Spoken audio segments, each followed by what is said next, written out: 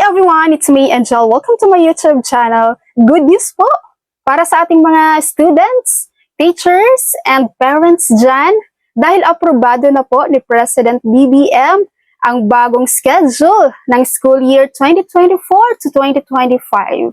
Yes, kaya naman po ang pagbubukas ng klase para sa year 2024 to 2025 ay magsisimula na po ngayong July 29 ngayong taon. At ito ay magtatapos sa April 15, 2025. Ito ay para makumpleto ang 180 school days. Hindi po naging pabor si President BBM sa unang recommendation ng DepEd na kung saan gawing 165 days lang, tapos matatapos ng March 31, 2025, napapasukin lang yung mga teachers and students ng Saturday para lang mabuo ang 180 days, no? So, hindi po in favor dyan si President BBM sa naging first recommendation ng DepEd. Okay, so target pa rin naman po ng DepEd na ibalik po sa June 2025 ang simula ng pasukan pagsapit ng school year 2025 to 2026.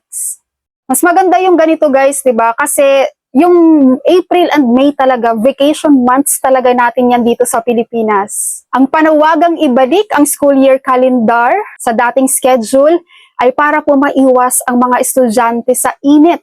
No, napakainit talaga dito guys sa Pilipinas and kawawa yung mga students. Kung napanood nyo yung mga estudyante guys na nahimatay, di ba? Lalo na yung estudyante yung bumaba lang ng tricycle, nahimatay na agad siya. Dahil nga sa sobrang init talaga, tanghaling tapat guys, may pasok sa school. Kaya ang swerte lang ng mga estudyante kapag yung school nila ay the aircon, no? Yung mga naka-private dyan. Pero yung mga nasa public school lang guys, sila talaga yung kawawa dito. Okay, ikaw ba ay pabor ka na babalik sa dati ang schedule ng mga estudyante? Dahil ako guys, pabor na pabor talaga ako dito. Alright, so that's all for my video for today. Keep tuned in dito sa aking YouTube channel dahil magiging updated po ako sa mga informations na dapat alam nyo. Thank you so much for watching everyone. God bless you po.